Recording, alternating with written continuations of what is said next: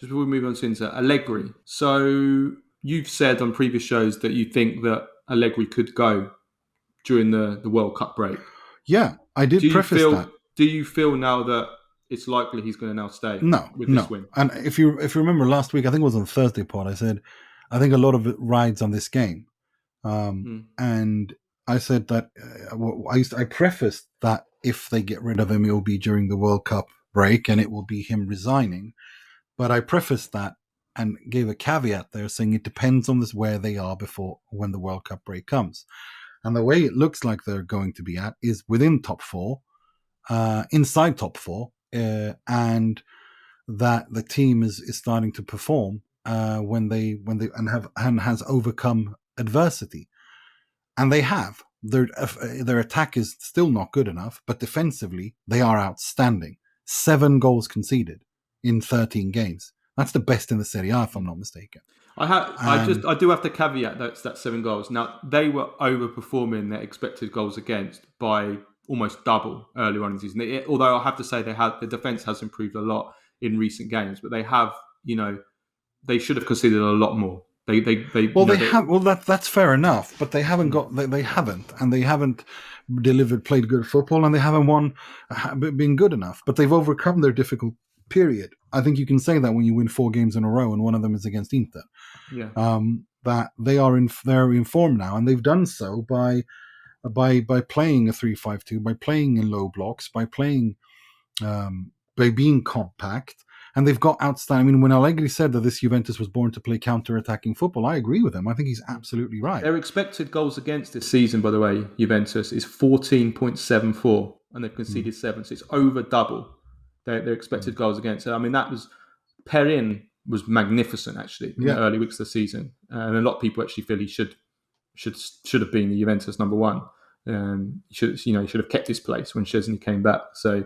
Yeah, I think that needs to be taken into account. That's fair enough, but I agree with that. But at the end of the day, you have the best defense in the Serie A. You now have a defense, and you know what your defense is. You know what your lineup is. You've got Pogba, Vlahovic, Chiesa, Di Maria, all coming back from injury after the World Cup. You're 10 points off Napoli, if I'm not mistaken. You're back in the race for top 4.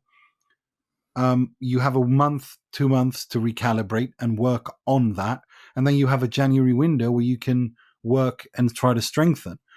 I'm not saying that Juventus are winning the Serie A title. Absolutely not. That would be ludicrous to say. But I wouldn't count them out. I'm not counting them out. I think Juventus and are outsiders now. Napoli are the clear favorites. We're going to get to them.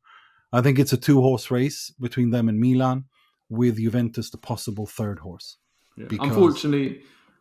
Unfortunately, I think Allegri's going to stay now. I think this win guarantees that. He's definitely staying. Agnelli doesn't sack mid-season. He never has. He's always said that he doesn't, which is an outdated way of working, but it is what it is. Personally, I would still bring in someone new.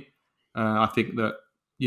This 4-match winning run, even the win last night, is despite Allegri. It's not because of him. A lot of these things were forced on him. He's only playing the youngsters because he was forced to, so he can't take any credit. Still did it. Well, he didn't have a choice. We had this discussion last week. Of course he had a choice. He could have played McKennie yesterday. I mean, he could have played... McKennie's injured. No, I know, but you know what I mean? He could have played... There's no one else. There's no one else. They don't have anyone else. They're all injured. Anyway.